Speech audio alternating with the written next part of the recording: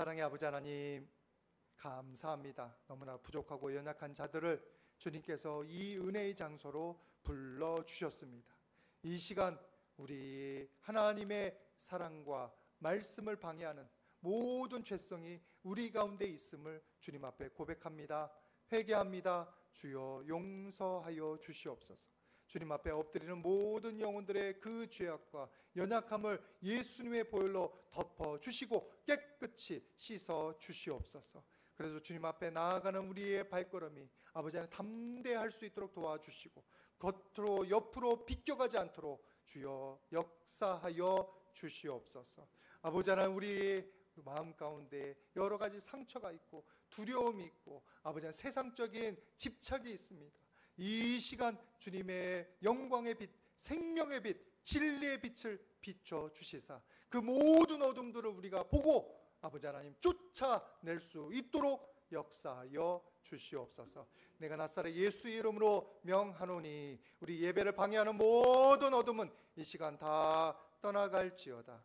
우리를 괴롭히는 모든 질병들아, 모든 두려움들아, 모든 암세포야, 모든 근심 걱정아, 모든 불순종아, 이 시간 다 떠나갈지어다. 다 사라질지어다. 아버지 하나님, 온전히 우리 가운데 순종의 마음이, 그리고 주님의 은혜를 사모하는 마음이 넘쳐나도록 역사하여 주시옵소서. 이 땅이 너무나 혼란스럽습니다. 전쟁의 소식 때문에, 경제난의 소식 때문에 근심하고 걱정하고 두려워하고 있습니다. 주여, 그 모든 어둠이 틈타지 못하도록 아버지 강하게 이 땅을 보호하여 주시옵소서. 그래서 전쟁의 위협이 사라지며 경제난이 빨리 해소될 수 있도록 주님을 믿는 백성들을 위해서 주님 은혜를 베풀어 주시옵소서. 아버지 하나님, 아직도 우리가 믿음이 없어서 하나님의 음성을 깨닫지 못합니다. 말씀을 듣지 못합니다. 이 시간 주님께서 주장하여 주시사 우리의 마음 가운데 다가와 주시고 마음을 두드려 주시옵소서. 모든 영혼들이 마음을 열고 성령의 은혜를 받아들이며 하나님의 임재를 기쁨으로 받아들이게 하여 주시옵소서. 은혜 감사해서 11조와 감상문과 1000번제와 갖가지 헌물 올려드립니다. 아버지 하나님, 너무나 부족하지만 주님께서 주신 줄 믿고 믿음의 헌물을 올려드리오니 주께서 흠양하여 주시옵소서. 받아 주시옵소서. 바친 손길 기억하여 주시고 축복하여 주시사 지금부터 영원토록 하나님과 동행하며 하나님의 공급하신 때문에 기뻐하며 찬양하는 영혼들 되게 하여 주시옵소서. 말씀 나눌 때 너무나 부족하고 연약한 종을 주님의 보혈로 덮어 주시사 인간의 음성이 아니라 하나님의 음성으로 들릴 수 있도록 도와주시고 아버지 하나님, 우리 모든 성도님들의 마음에 신비에 새겨지는 귀한 말씀 되게 하여 주시옵소서. 모든 것 주님 의탁하오며 예수님의 이름으로 기도드립니다. 아멘. 우리 서로에게 다시 한번 축복하도록 하겠습니다. 하나님 다스리십니다. 하나님 능력으로 함께 하십니다. 여러분 모두에게 하나님께서 여러분의 생각을 고치고 마음을 고치고 그리고 여러분의 모든 기도 제목을 응답하는 놀라운 역사가 나타나게 될 줄 믿습니다. 오늘 여러분들 이 말씀 시작하면서 질문 드리고 싶은 게 있었는데, 여러분들이 예배 드리러 오실 때 발걸음이 어땠는지 궁금합니다. 여러분들이 기대하는 마음으로, 소망하는 마음으로, 또는 하나님 간절히 바라는 마음으로 그렇게 나오셨는지, 아니면 내가 안 나가면 옆에 권사님이 분명히 전화할 텐데 우리 목사님도 알아가지고 왜 안 오셨습니까? 한번 물어볼 텐데 그게 부끄러워서, 또 내가 직분자인데 또 예배 빠진다고 누가 비난할까 봐 그래서 의무감으로 나오신 분은 없는지 궁금합니다. 여러분들, 우리의 예배가 바로 우리의 신앙의 척도예요. 여러분들이 예배를 어떤 마음으로 오느냐, 예배를 대해서 어떤 준비를 하느냐가 내 모습이에요. 내 영적 상태예요. 그것에서 벗어날 수가 없어요. 벗어날 수가. 근데 오늘 말씀에 우리에게 주시는 귀한 교훈이 있는 게, 내가 예배를 진짜 예배답게 진정한 예배, 정말 기대하고 감사한 예배를 드리려면 오늘 고라 자손들을 닮아가면 돼요. 고라 자손들이 어떻게 예배를 대하는지 한번 보시기를 바랍니다. 시편 84편 1절 말씀 한번 보겠습니다. 시편 84편 1절 말씀 같이 한번 봉독합니다. 시작. 만군의 여호와여, 주의 장막이 어찌 그리 사랑스러운지요. 지금 이 고라 자손들은 주의 장막조차 사랑스러워. 예배당으로 따지면 우리 교회 입구 들어올 때부터 사랑스러워. 오기 전부터 기다려지는 거예요. 그래서 4절 말씀에 또 뭐라고 되냐면 주의 집에 사는 자들은 복이 있나이다. 그들은 항상 주를 찬송하리이다. 저를 얘기하는 게 아니에요. 5층에 사는 저를 얘기하는 게 아니라 자주 하나님의 성전에 나와서 자주 예배하고 거의 살다시피 하는 사무엘처럼 지키는 그런 영혼들에게 주님 찬양하는 귀한 은혜가 있다. 근데 그들이 그런 자세를 가지는 거에는 뭐가 있냐면 자신들의 부족함과 연약함을 알기 때문에요. 인정하기 때문이에요. 여러분, 고라의 자손이 누구냐면 고라의 후손들이에요. 고라 여러분들 기억나실 겁니다. 어떤 사람이었는지. 민수기 16장 1절 말씀 한번 보세요. 이 고라의 후손들이기 때문에 그 고라의 후손들에게는 마음 가운데 자기들이 저주받은 존재라는, 자기들이 심판받을 수 있는 존재라는 걸 기억하는 거예요. 1절 말씀 같이 한번 보겠습니다. 시작. 레이의 중성 고아스의 손자 이스라엘의 아들 고라와 루벤 자손 엘리압의 아들 다단과 아비람과 벨렛의 아들 온이 당을 짓고. 지금 모세에 대해서 반란하는 장면에 그 우두머리가 고라예요. 다단과 온 그 가족들과 함께. 그래서 그들이 모세를 보고 너만 거룩하냐, 우리도 거룩하다, 그렇게 했던 거 아니에요. 그러다 어떻게 됐습니까?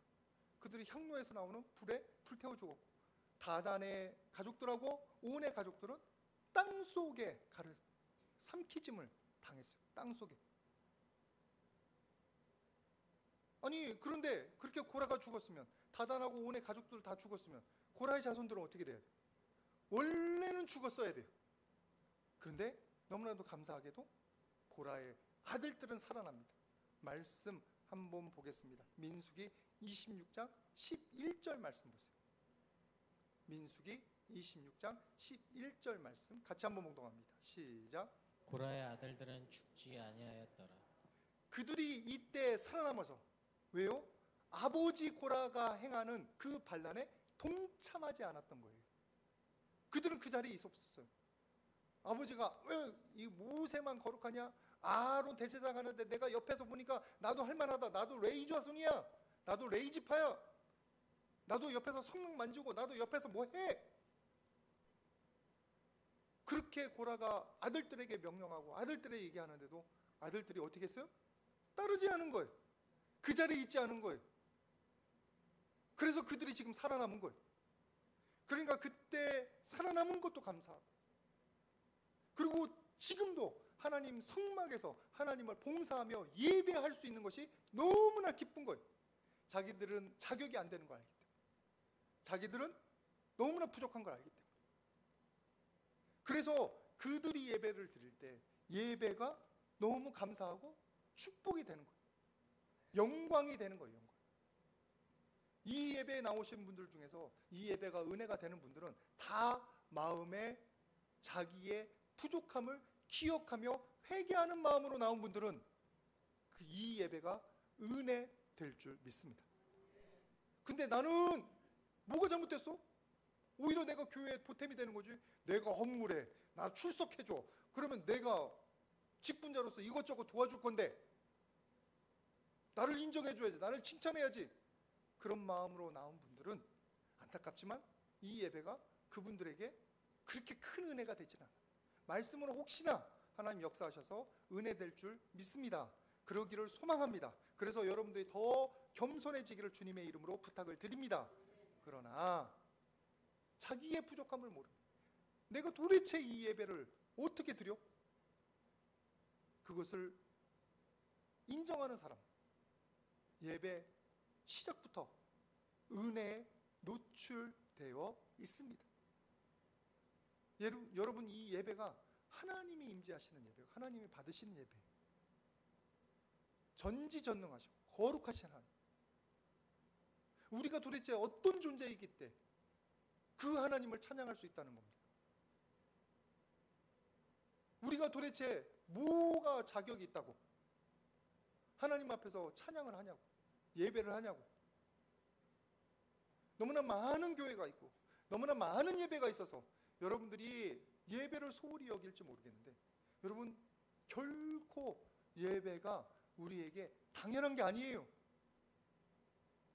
제가 사랑의 교회 수양관 거기에서 이제 세미나를 하는데 뭐도 했냐면 이제 제자훈련하고 다락방 하는 것까지 다 참관을 합니다. 그래서 다락방이면 이렇게 여러분 권사님, 집사님들이 앞에서 나누고 있는데 목사 2명이 뒤에서 쪼그려 앉아가지고 조용히 숨도 안 쉬고 소리도 안 내고 이러고 참관하고 있는 거, 그거 한번 하고, 그 다음에 제가 그 다락방 인도자가 돼서 한번 인도도 하고 그렇게 왔습니다.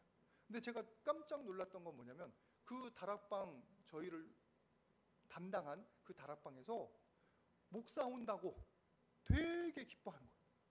만날 때부터 너무 환영하는 거예요. 심지어는 어느 정도까지냐면 우리 서설교회 웹사이트도 찾아봤어요. 그래서 그게 대문짝 많지는 않고 하여튼 큰 사진이 제 웃는 얼굴이 이렇게 있는데, 목사님 인상이 좋으시더라고. 캡처해가지고 거기 다락방 다 나누고 있어요.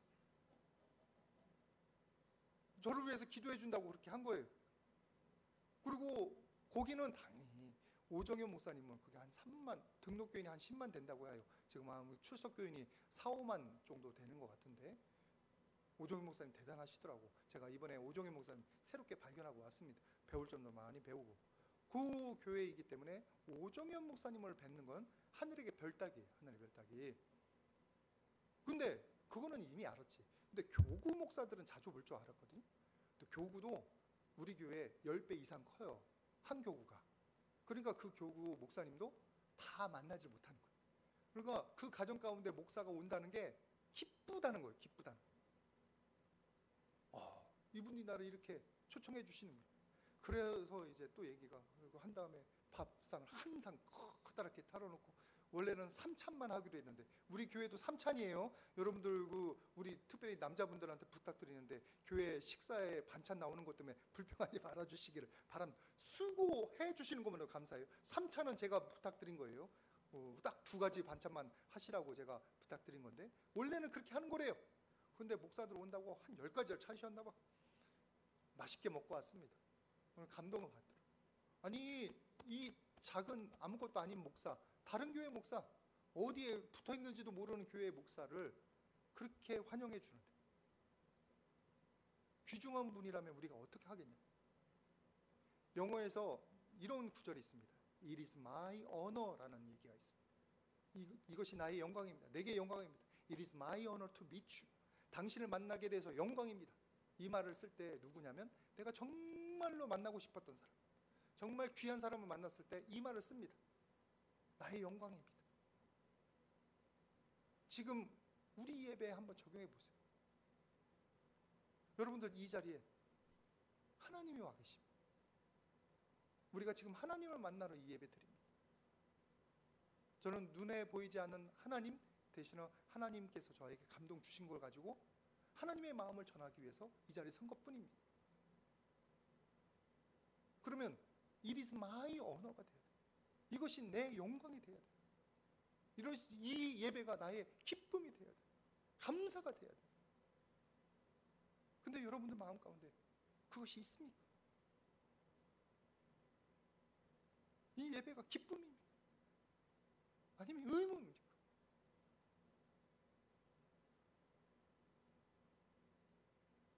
여러분들이 하나님을 만난다면 태도가 달라져요. 하나님을 진짜 믿는다면 나를 돌아봐야 돼. 너무나 부끄러운 나의 모습 회개하며 내려놓고 하나님의 용서를 경험하는 귀한 예배 되기를 주님의 이름으로 부탁을 드립니다. 그냥 민수맹수 드려서는 안 돼요. 진심으로 해야 되는 거죠. 특별히 이 말씀 준비하면서 제가 묵상한 한 가지가, 도대체 우리의 예배가 뭐길래, 우리의 찬양이 예쁘고 너무나 아름답지만 여러분 이것이 막 크게 한들 아무리 파워 앰프 막 집어넣어가지고 쿵쿵쿵쿵 해가지고 한들 이게 높고 높으신 하나님의 보좌에 상달될 만한가요? 우리의 기도가 열심히 기도한다고 해요. 간절히 기도한다고 해요. 근데 그 기도가 하나님이 들으실 만큼 우리가 자격이 되냐고, 거룩하냐고. 안 되더라고. 부족하더라고. 근데 거기서 은혜가 발견되는 게 또 뭐냐면 하나님께서 저 위에 앉아서 우리 것을 받아주시는 게 아니라 이 자리에 우리의 예배를 받으시려고 내려오시는 거예요. 임재해 주시는 거예요. 내가 노력해서 하나님께 올려드리는 게 아니라 하나님이 노력하셔서 지금 오셨기 때문에 우리의 이 보잘것없는 예배가, 너무나 부족한 찬양이, 그리고 준비되지 않은 예배가 하나님께서 받으시는 예배로 변화되는 겁니다.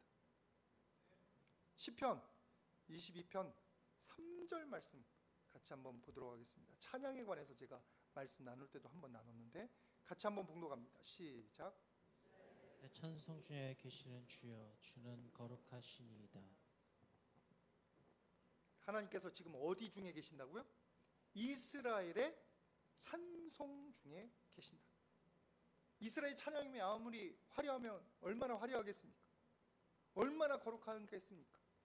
근데 하나님 이름을 찬양하기 때문에 그 가운데 하나님이 함께 하시는 거예요. 제가 설교가 얼마나 보잘것없겠습니까? 하나님 보시기에.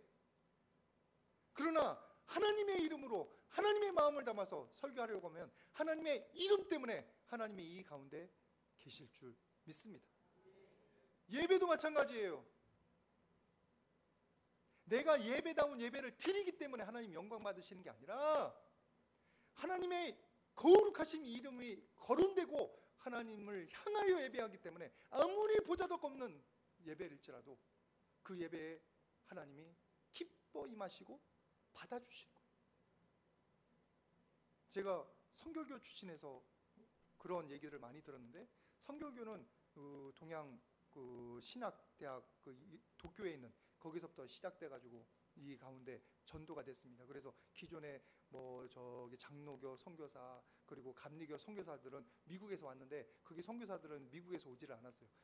일본에서 배운 한국 목사님들이 선교교를 시작했어요. 제가 왜 이 말씀을 드리냐면 그래서 모든 게 연약했습니다. 그래서 선교교 맨 처음에 초기 신학 시작할 때는 어떻게 했냐면 장구 있잖아요. 거대한 북 그거 하나 치고 찬양하면서 예배를 했대. 그때 뭐 다 그렇겠지만, 그리고 전도를 다닐 때도 북을 치면서 전도를 다녔대. 그래서 선교교가 시작을 됐다고 그렇게 얘기 들었습니다. 그러면 그 초라한 예배 가운데 하나님 받으실까요? 하나님의 이름이 있기 때문에 하나님을 향하여 예배하게 돼. 하나님께서 그 자리에 임하시고 그 예배를 받아 주시는 줄 믿습니다. 빌립보서에 그렇게 돼 있잖아요. 예수님께서 스스로를 낮추셔서 이 가운데 오셨고 죽음까지 나아지셨어요. 예수님 보내시는 하나님께서는 이 예배 가운데 직접 임재하시고 들어주시는 줄 믿습니다. 그러면 그걸 아는 우리들, 감히 거룩하신 하나님께서 이 자리에 임하셔요? 나를 만나려고? 내 기도 소리 들으시려고? 내 찬양 소리 들으시려고? 그러면 그것 때문에 감격해 쓰러져야 마땅하지. 귀찮은 게 아니고 의무가 아니고. 이 말씀 묵상하면서 또 한 가지 묵상이 되고 떠오른 게 수가성의 사마리아 여인입니다. 같이 한번 말씀 보도록 하겠습니다. 요한복음 4장 25절 말씀, 24절부터 읽겠습니다. 4장 24절 같이 봉독합니다. 시작. 하나님은 영이시니 예배하는 자가 영과 진리로 예배할지니라. 이 구절 때문에 생각나기라 했는데, 이 구절을 묵상하다 보니까 뭐가 떠오르냐면 이 수가성 여인이 지금 예수님하고 만난 거 아니에요? 그것도 낮 12시에 나와서 물을 길었습니다. 왜 낮 12시에 나왔는지 여러분들이 조금 아시죠? 부끄러운 여자이기 때문에. 5번 결혼했는데 실패했어요. 지금 사는 남자도 결혼하지 않고 살아요. 그러니까 사람들이 그때 당시에 얼마나 손가락질하고 얼마나 비판하고 얼마나 그녀를 무시했겠습니까? 그러니까 사람 보기가 싫어서 낮에 나온 거예요. 남들이 너무 더워서 나오지 않는 그 중동의 낮에 지금도 이제 우리가 여름에 굉장히 더워질 텐데 우리도 여름 한낮에는 별로 안 나가려고 하잖아요. 너무 더워서. 여기는 하물며 더 합니다. 지금 50도 막 그렇게 올라간다고 하니까 사우디아라비아 정도는.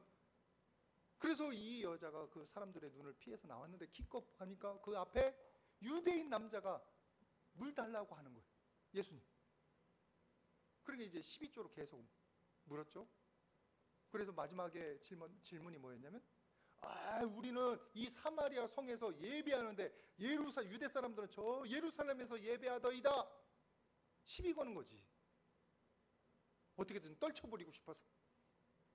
그때 예수님께서 예배한 자는 어떻게 해요? 사마리 성도 아니고 예루살렘도 아니고 영과 진리로 예배할지니라. 이 얘기는 뭐예요? 상황이 상관없다는 거예요. 장소가 상관이 없다는 거예요. 우리의 마음가짐이 중요하다는 거예요. 그러니까 이 여자가 그동안 가지고 있었던, 그럼 자기 자격으로는 도저히 예배에 참석할 수도 없고 도저히 하나님 볼 수도 없고 부끄러운데, 그래서 그 다음 묻는 게 25절 말씀입니다. 같이 한번 보도록 하겠습니다. 요한복음 4장 25절 같이 봉독합니다. 시작. 여자가 이르되 메시아 곧 그리스도라 하는 이가 오실 줄을 내가 아노니 그가 오시면 모든 것을 우리에게 알려주시리이다.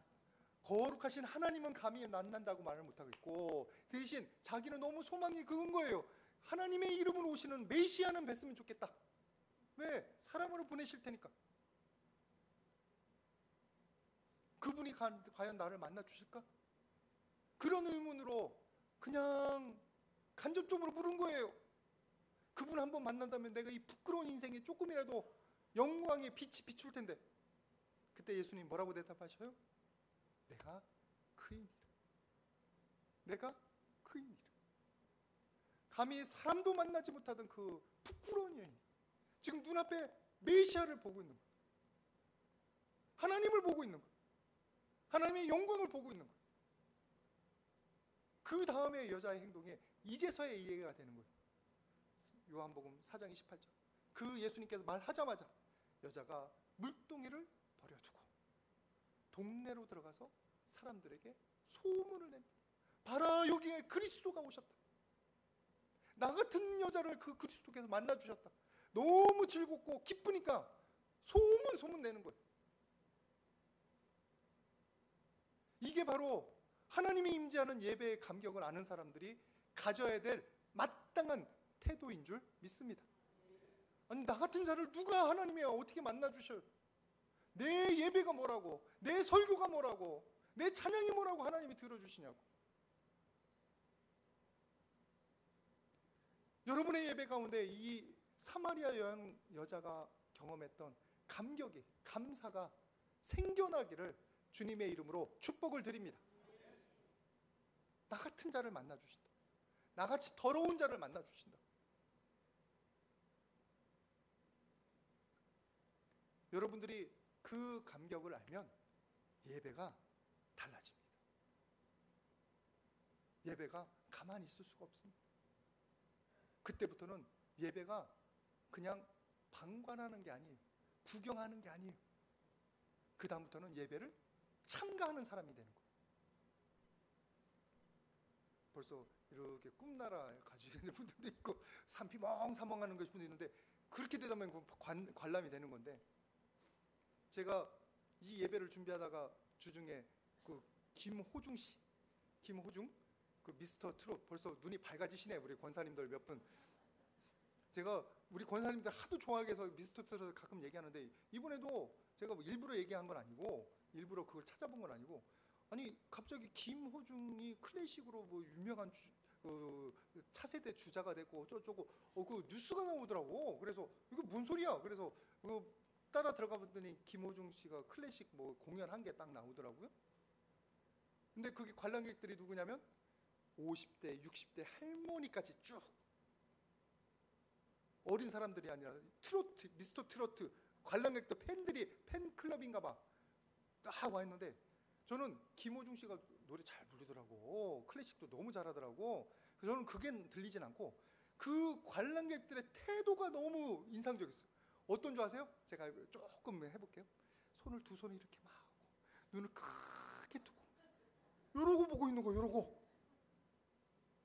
거기에 옆에 타이틀이 뭐였냐면 김호중 씨가 클래식을 잘 할 수 있도록 기도하는 마음으로 그렇게 돼 있는 거야. 두 손 모으고 눈을 크게 뜨고 목을 빼고 이러고 보고 있더라니까. 그래서 제가 그게 하도 인상적이어서 지금 따라하는 건데, 그때 김호중 씨의 그 팬클럽들 거기에 같이 보던 사람들은 방청객이 아니에요. 그들은 동참자예요. 동역자예요. 중보자예요. 그게 주인들이에요. 김호중 씨가 클래식 잘하게 하여 주시옵소서 이렇게 기도하면서 와요. 막 잘 시작되면 막 한숨 쉬고 와, 잘했다고 그러고. 제가 왜 이 말씀을 드리냐면, 여러분들 지금 이 예배 임 목사가 설교를 얼마나 잘하나 보자. 내 귀에 들리나 안 들리나. 방청객. 아니, 이 예배가 저의 예배입니까? 이 예배가 누구 예배해야 돼요? 여러분의 예배해야 돼요. 하나님이 저를 만나주시긴 해요. 저에게 은혜를 주시긴 해요. 근데 여러분들이 지금 누굴 만나야 돼요? 하나님을 만나야 돼요. 잘하나 보자 이러면 하나님께서 마음에 들어오시가다고 두드리다가도 감동이 안 되겠네. 들리질 않겠네. 하나님이 여러분들을 위해서 메시지를 전해 주시는데, 그 메시지인데 들려 주시옵소서 해도 들려질까 말까. 더군다나 임홍순 목사의 설교는 이렇게 재미가 없어가지고 귀를 기울여서 들어야 되는 설교인데, 여러분 예배에 관람객 되지 마시기를 바랍니다. 예배에 참여자 되십시오. 예배의 주관자 되시길 바랍니다. 예배의 주인공이 되시기를 바랍니다. 하나님이 주인공이고 또 다른 주인이 있잖아요. 또 다른 상대되는 그 주인공이 여러분들 되시기를 바랍니다. 그래야 하나님 음성도 듣고 하나님의 말씀도 깨닫고 하나님도 만나고 힘나서 돌아갈 거 아니에요. 하나님은 우리의 보잘것없는 찬양이나 기도를 들어주시고 우리의 보잘것없는 헌물을 받아주시지만 그것에 더 뛰어넘는 은혜를 주시잖아요. 그래서 우리가 살아가게 만드시잖아요. 그걸 주시려고 우리를 예배라는 형식으로 우리를 만나게 하신 거예요. 우리의 죄도 용서해 주시고 씻어 주시고. 그러면 지금 저와 여러분들이 해야 될 것은 객관자로서, 방관자로서 예배를 지켜보는 게 아니라 예배에 동참하셔야 되는 거예요. 하나님 나에게 말씀하여 주시옵소서. 내 영혼을 만져 주시옵소서. 내가 깨달아야 되는 게 무엇이고 내가 고쳐야 되는 거 무엇이고 하나님의 마음을 알게 하여 주시옵소서. 여러분들이 그렇게 하나님께 묻고 구하는 마음으로 이 예배를 드리시기를 부탁을 드립니다. 야고보서 4장 8절 말씀 같이 한번 보겠습니다. 야고보서 4장 8절 뭐라고 되어 있냐면, 하나님을 가까이 하라. 그리하면 너희를 가까이 하게 하시리라. 우리가 하나님을 가까이 하면 하나님께서 우리에게 다가와 주셔요. 하나님은 이미 이 자리에 와 있지만 우리가 마음문을 닫고 귀를 열지 않으면 하나님은 만날 수 없어요. 어느 내 옆에 있는 눈물을 흘리면서 은혜 받는 그 권사님 거지 내 예배는 아니에요. 굳이 이 주일날 아침에 그 다 피곤한 때 잠을 깨고 정장을 하고 이 자리에 나오셨으면 그 값어치를 하고 가셔요. 그 값어치를 얻고 가셔요. 임 목사의 그 따분한 설교를 뛰어넘는 하나님의 은혜가 있단 말이에요. 야고보서 4장 8절 말씀에 이어서 보면 하나님을 가까이 하라. 그리하면 너희를 가까이 하시리라. 죄인들아 손을 깨끗이 하라. 두 마음을 품은 자들아 마음을 성결하게 하라. 여러분들이 지금 열심히 마음으로 하나님 앞에 내려놓고 씻고 하나님의 마음을 듣기를 원한다면 그 과정 가운데 하나님이 역사하실 줄 믿습니다. 그런데 팔짱 끼고 앞에서 지져라, 나는 내일 하련다, 그러면 그거는 이제 지나가는 소리가 되는 거고, 저걸 통해서 임 목사의 저 말을 통해서 하나님 나한테 뭘 말씀하시려는지 귀를 기울이면 이 제 설교의 한계를 뛰어넘는 하나님의 마음이, 성령의 역사가 여러분들을 터치하시고도 남습니다. 저도 지금까지 그 역사 가운데 왔고요.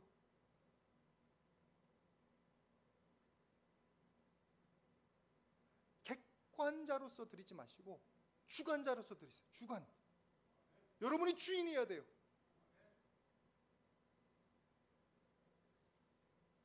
그러면 예배가 의무가 아니죠. 너무 기다려주고 너무 감사하고 하나님 만나는 영광의 시간, 은혜 받는 영광의 시간이 될 줄 믿습니다. 절대로 남의 예배 만들지 마시고 여러분의 예배로 만드세요. 여러분의 예배로. 졸리면 조금 쓰면서, 제가 말씀드렸죠, 쓰면서 주보에 빈 공간에다 쓰면서 설교 도대체 무슨 내용인지 구절이라도 하나 얻어가세요. 요한복음 4장 28절 말씀, 24절. 하나님께서 이렇게 적극적으로 주관자로서 예배 드리는, 예배를 은혜로 알고 영광으로 아는 사람들에게 또 다른 은혜를 더하여 주시는데, 그게 어디 말씀이냐면 시편 84편 5절 말씀입니다. 시편 84편 5절 같이 봉독합니다. 시작. 주께 힘을 얻고 그 마음에 시온에 들어가 있는 자는 복이 있나이다. 주께 힘을 얻고 그 마음에 시온에 들어가 있는 자에겐 복이 있나이다. 주의 성막을 즐거워하며 장막을 즐거워하며 주의 전에 거하는 자에게 하나님의 찬양이 영원토록 있고, 근데 그런 자에게 뭐가 있다고요? 주께 힘을 얻고 그 마음에 시온의 대로가 있는 자. 그 마음의 시온의 대로. 시온의 대로가 실제 대로일 수도 있어요. 근데 마음의 시온의 대로가 뭘까요? 이때의 대로는 하나님의 진리의 길이에요. 진리의 말씀을 얘기하는 거예요. 잠언서 16장 17절에 이렇게 되어 있습니다. 악을 떠나는 것은 정직한 자의 대로이니 그가 행할 바이니 그가 하나님의 정해놓으신 그 법칙이니 말씀이니. 자기 길을 지키는 자는 어떻게 된다고 했어요? 떼어줘야 되는데, 자기 길을 지키는 자는 자기 영혼을 보전하리이다. 하나님의 말씀이 하나님을 찬양하고 하나님을 예배하는 자에게 임해서 그 삶을 시온의 대로, 하나님 말씀대로 걷게 하고, 그리고 그의 영혼이 보전되는 놀라운 역사가 있다는 거예요. 실제로 이 말씀 들으시면서 어떤 분들은 회개하면서 들으실 거예요. 내 예배 태도가 너무 잘못됐었구나, 너무 부족했구나. 할렐루야. 그 깨달은 대로 실천하면 여러분에게 시온의 대로가 있을 줄 믿습니다. 여러분에게 영혼이 보존되는 은혜가 있을 줄 믿습니다.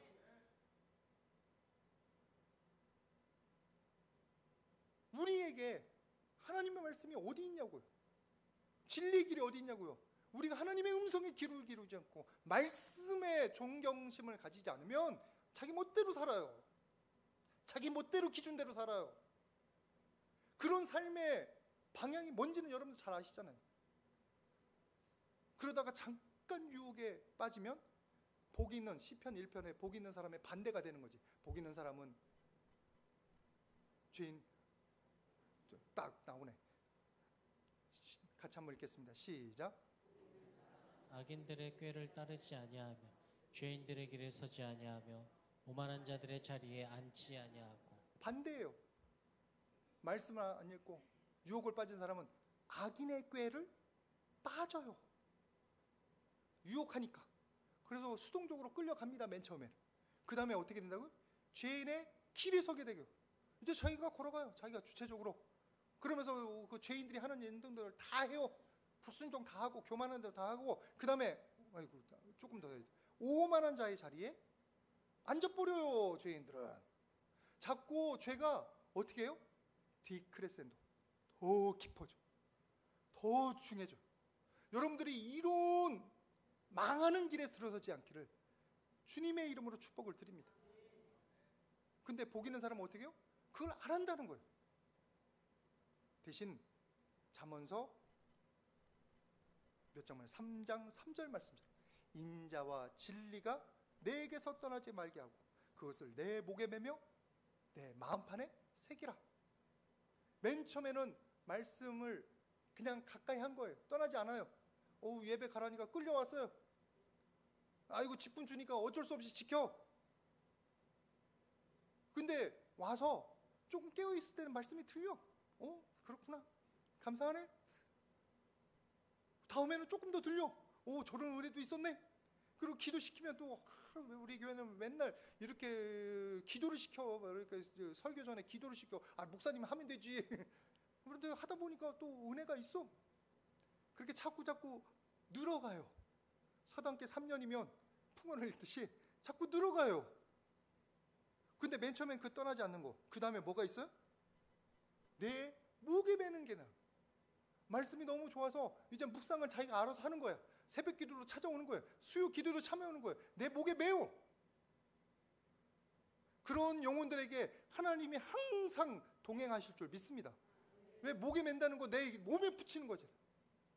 내 몸에 붙이는 거예요. 그냥 옆에 있다가 내 몸에 붙이는 거예요. 그 다음에 마지막에 뭐라고요? 내 마음판에 새겨. 여기에 들어와 있어. 이제 잊혀지질 않아. 보니까 오정현 목사님이나 그 사랑의 교회는 많이 암송하더라고. 제가 암송이 영 약해요.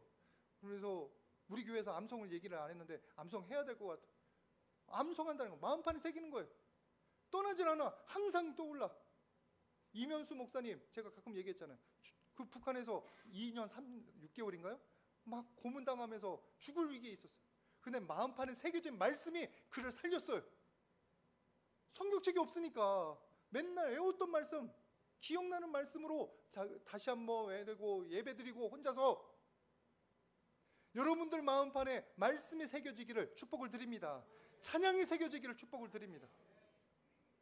이 모든 것이 누구한테 일어나는 거예요? 예배를 가까이 하고 예배의 주관자 되어갈 때, 동역자 되어갈 때. 여러분, 우리 교회는 그런 예배자들로 가득 차기를 주님의 이름으로 축복을 드립니다. 여러분이 사셔야 돼요. 우리가 살 길은 예배예요. 생명의 밧줄이에요. 여러분, 생명을 걸고 이 예배를 지키시기를 주님의 이름으로 부탁을 드립니다. 예배 아니면 어디서 우리가 말씀을 들을 거며, 예배 아니면 우리가 어디서 용서함을 받을 거며, 예배 아니면 하나님의 영광을 어디서 볼 거예요. 저도 혼자 기도하면 너무나 부족하다니까 이 예배당에 와서 제 자리에서 하나님 바라보니까 은혜가 임하는 거지. 말씀을 마무리합니다. 오늘 여기에 계신 모든 분들이 예배를 영광으로 여기는 분들 되시기를 바랍니다. 기쁨으로 예배하기를 바랍니다. 예배를 방청객이 아니라 여러분들이 주관자 돼서 주인이 돼서 하나님을 직접 대면하는 분들 되시기를 바랍니다. 한 분도 그냥 가지 마십시오. 제 간절한 기도 제목이 이 서서울교회 한 번이라도 예배를 스쳐가는 모든 분들에게 평생도록 하나님 동행하시는 것. 하물며 우리 서서울교회 교인들은 하나님과 더 교제가 깊어지시고 하나님의 은혜로 더 충만해지시기를 주님의 이름으로 축복을 드립니다. 오늘 예배를 영광으로 여겨 예배의 주관자 되는 저와 여러분 모두 되시기를 주님의 이름으로 축복을 드립니다. 같이 기도하겠습니다. 사랑의 아버지 하나님, 그동안 엉터리 예배 드렸던 거 용서하여 주시옵소서. 이제는 방관자가 아니라 또는 감시자가 아니라 내가 주인이고 내가 동역자이고 내가 하나님을 만나는 그 대상자라는 영광의 귀한 깨달음이 있게 하여 주시옵소서. 예배를 기뻐하게 하여 주시고 예배를 영광으로 여기게 하여 주시고 예배에 내 목숨을 거는 귀한 예배자들 되게 하여 주시옵소서. 모든 것 감사드리며 예수님의 이름으로 기도드립니다.